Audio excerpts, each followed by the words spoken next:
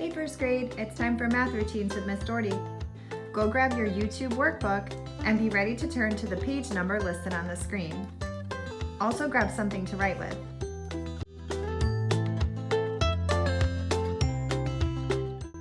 Hey first grade, I can't wait to do math with you today. Make sure you take out your YouTube workbook. And because today is Tuesday, May 12th, make sure you turn to that page. Once you're there, all you have to do is turn 1, 2, 3 pages, and on the back side, you'll see Math with Miss Doherty for May 12th, right up at the tippy top. Take your time right now to get there and have something to write with. If you need extra time, totally just hit the pause button until you're ready. This way you can set up your page and be ready to follow along in your YouTube workbook. Today we're going to start with some counting patterns, counting by ones. The way you can set up your paper is make it look just like mine. I did 4 blanks with commas in between 3 different times because today I'm going to ask you to fill in what comes next in my counting patterns. So you can get your YouTube workbook set up right now to look just like mine. And again, if you need a second to go grab it, just hit the pause button. Let's take a look at our first counting pattern. It says, count with me, 784, 785. What are the next 4 numbers in this counting pattern? Fill it in your YouTube workbook. 784, 785, and then what?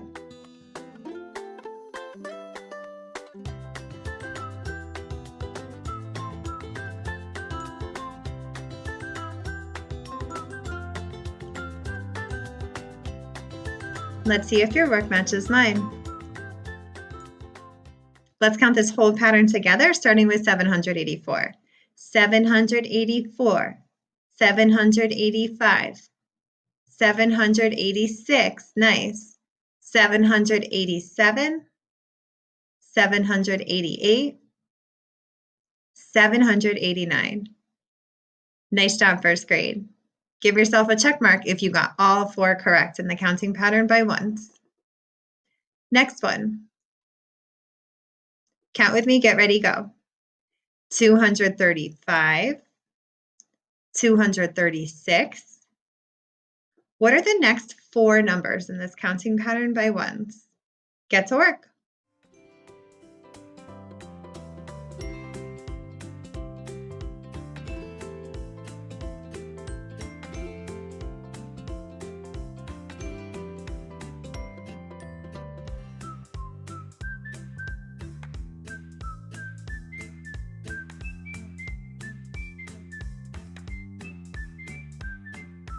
Let's see if you're right.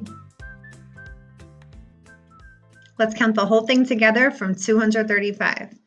235, 236, 237, 238, 239, 240. Nice job, first grade. Alrighty, last counting pattern for today. This one starts with 509. Let's count it together. 509, 510. Fill in what comes next, or the next 4 numbers in this counting by ones pattern. Go.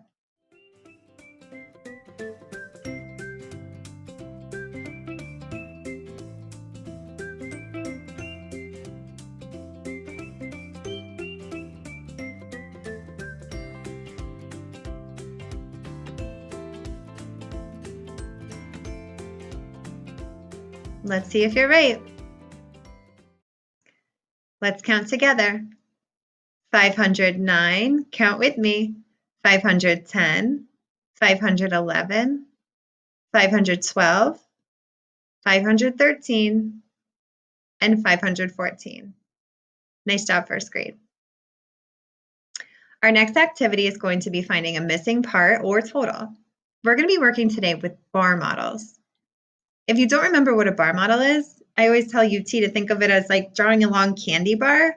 There are some parts, and then of course there's the whole total of the whole candy bar together. So this candy bar or bar model is missing some of the parts or totals. First, I want you to copy down what's here. Take a moment to put this in your YouTube workbook. Go.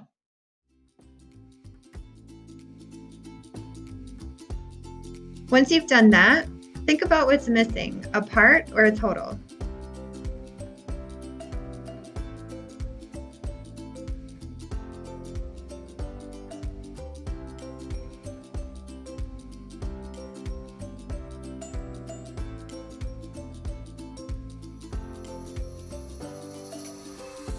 If you're ready, you can go ahead and solve for what's missing.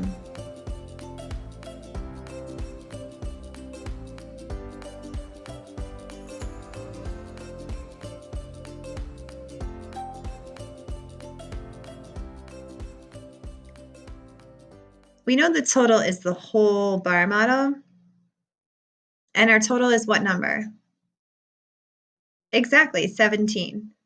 So that means I'm missing a what? Yeah, a part. Two ways to find a missing part would be these number sentences. 6 plus, I don't know, equals 17. And also 17 take away 6 equals that other part. See if you can find the missing part. Go.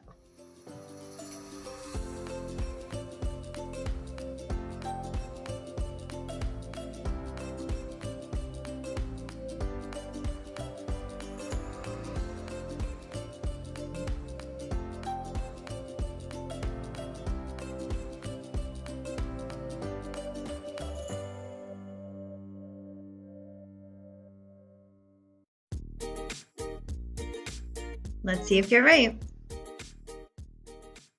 I agree. The missing part is 11. We know 11 plus 6 more would make the total 17. All right, next one. We have another bar model with something missing. Copy this down in your YouTube notebook. And then if you finish that, label your parts and totals and figure out, what am I missing? A little part or a big total?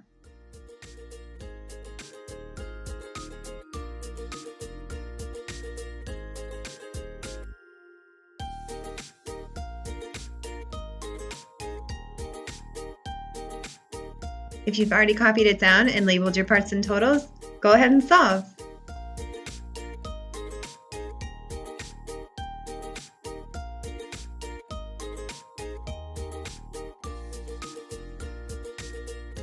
While you're working, you can go ahead and shout out, what's missing, the part or the total? It's exactly, the total. I know my two parts, but I'm missing what those two parts, the value of those two parts together. If I have 8 and 16, what's the value of those two numbers put together?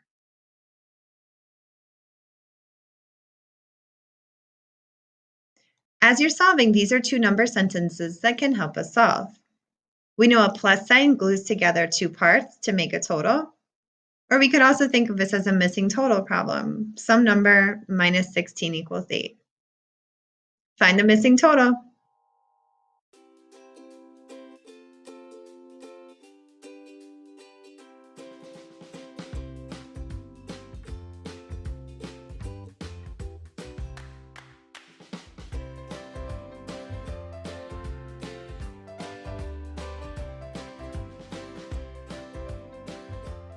I got the missing total 24. If you got the same one, high five. Don't forget to save your work in your YouTube notebook on this page, and so that way you can show your teacher during conferences this week. The next one is a problem about first grade and the leadership trophy. How exciting. It says first grade was earning leadership points and earned the following. How many points did UT earn? Nice, 472. How many points did Georgetown earn?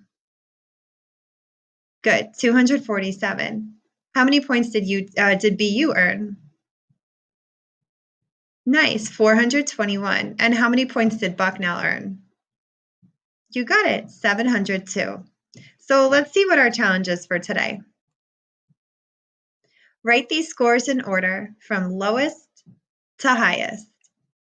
Would lowest mean smallest or greatest or biggest? Yeah, lowest means smallest. So we're going from the smallest up to the biggest. It might be helpful to set up your paper like mine. I wrote 4 lines, 1, 2, 3, 4, and then I wrote low with an arrow all the way up to high so that I know what order to put them in.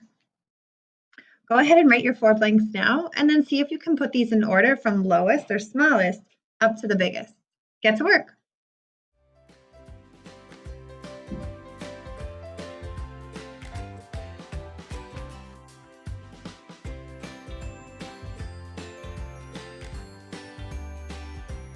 Which one is the lowest value of leadership points?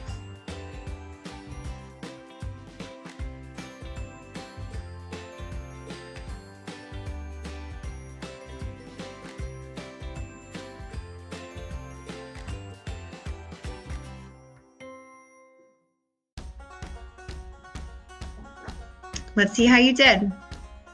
If you're still working, that's okay. Here's an example of how you can set up your paper. And I know we can start by checking the hundreds. When I look at the hundreds, I see 400, 200, 400, and 700. So right away, I know who has the highest number of points. That would be who has the highest value in the hundreds place. And that's which classroom? Exactly, Bucknell. They have 702 points. We can also figure out who is the lowest right now. Who has the lowest number of hundreds?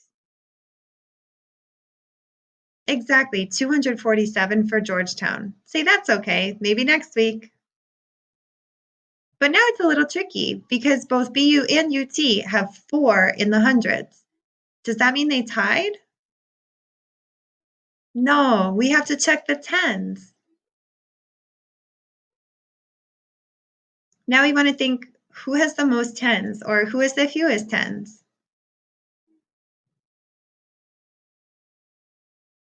Exactly. BU only has 2 tens. So they come in, I guess, second to last, we could say. And then UT has 7 tens. So they come in second place, right after Bucknell. Check your work and give yourself a big smiley face if you got this one right. Nice job, first grade. Now we have a word problem. It says, I had a bunch of purple gems on my bracelet. If 7 gems fell off, but I still have 11 gems left, how many gems were on my bracelet at the start? Sometimes it's helpful to read it a second time. I had a bunch of purple gems on my bracelet. If 7 gems fell off, but I still have 11 gems left, how many gems were on my bracelet at the start? For starters, see if you can write a number sentence that matches this story. Think about the events in the story. How many did I start with? How many did I lose? And how many did I have at the end still on my bracelet? Write your number sentence, go.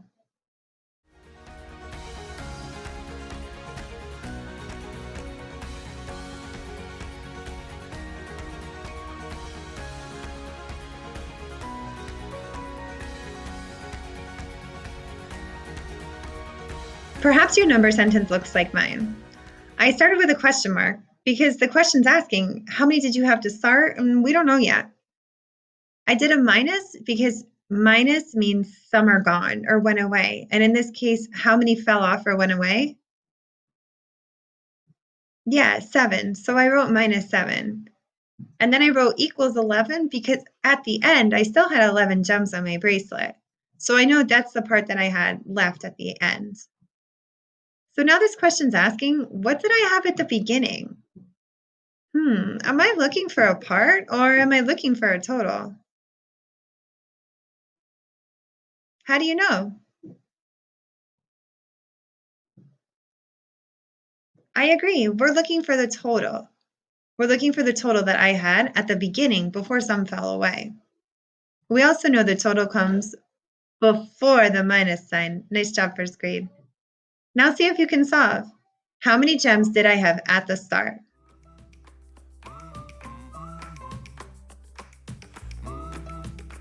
Make sure you show your work in your YouTube workbook so that your teacher can check it during conferences.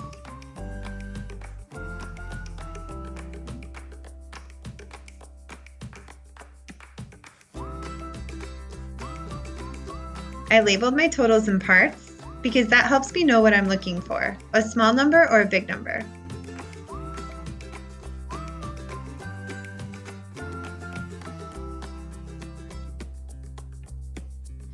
I know to figure out a total, I can just put the parts together. So what was 7 plus 11?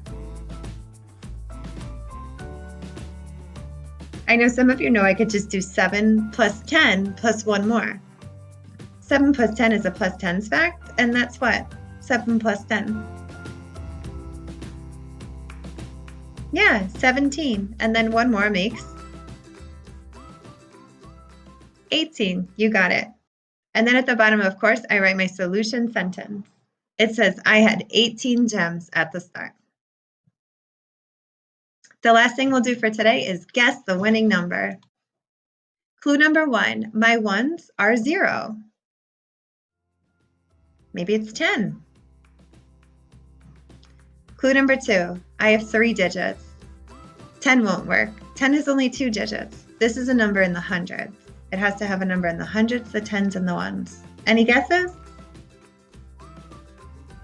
Maybe. Next clue. My hundreds are 3 plus 3. What's 3 plus 3 again? That's right. It's a doubles fact, and that's 6. So the hundreds are 6, and the ones are 0. Any guesses? It could be 680.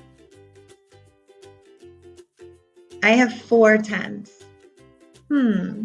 6 hundreds, 4 tens, and 0 ones. What's the winning number? If you guessed 640, nice job, first grade. Thanks for doing math with me. I'll see you next time.